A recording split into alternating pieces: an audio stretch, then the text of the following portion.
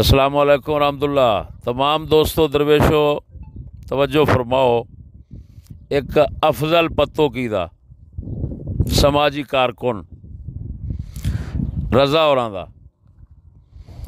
ये स्कूलिया भौकन दिया है कि छोटे हजरत साहब ते मैं असां लालच रखने आ सिर्फ गद्दी दी ते गद्दी दी बिना लालच की बिना दे उत्ते असां ये मुखालफत कर रहे हैं ते आस्थाने दी इज्जत साख्त खराब करना चाहते हैं। असां ये लफ्ज़ तुसी सुन रहे हो बिच।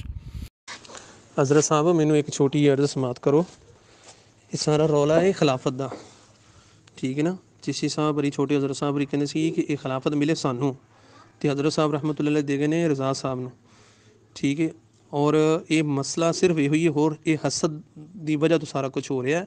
ये मामला अज का नहीं है। जिस वेले हज़रत साहब रहमतुल्लाह अलैह आप हयात सन 2 साल पहले आपने जिन्हें फरमा दिता सी कि मेरी जी खिलाफत मेरी नियाबत जी ना मुहम्मद रज़ा साहब को होएगी, ठीक है। हुण जिस वेले हज़रत साहब रहमतुल्लाह अलैह जनाजा पड़ीचा है ना, तो चिश्ती साहब जनाजा पढ़ा के पूरे तो नहीं बैठे, चिश्ती साहब बारों बार निकल गए ने, ठीक है। कुलखानी के उत्ते धक्के नाल आप नूं बुलाया गया है, चेलम के उत्ते धक्के नाल बुलाया गया है, ठीक है।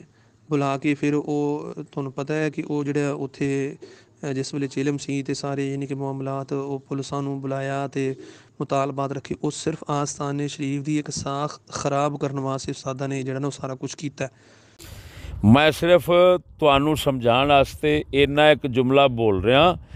इस मरदूद कंजर नूं पुछो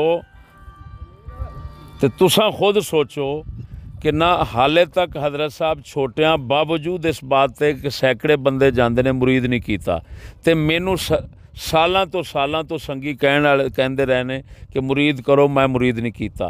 पग मैं ही उहदे सिर ते रखी है। इस दल्ले नूं पुछो जे मुरीद करन दे सानू हिरस हुंदी ते इसे वास्ते ही तू असां साजिश करदे ते कंजरा मैं उहदे सिर ते पग क्यों रखदा। इहदी बकवास अफजल कुत्ते नूं रज़ा वांगू ही समझा जे इनू घट ना समझना। अस्सलाम वालेकुम रहमतुल्लाह।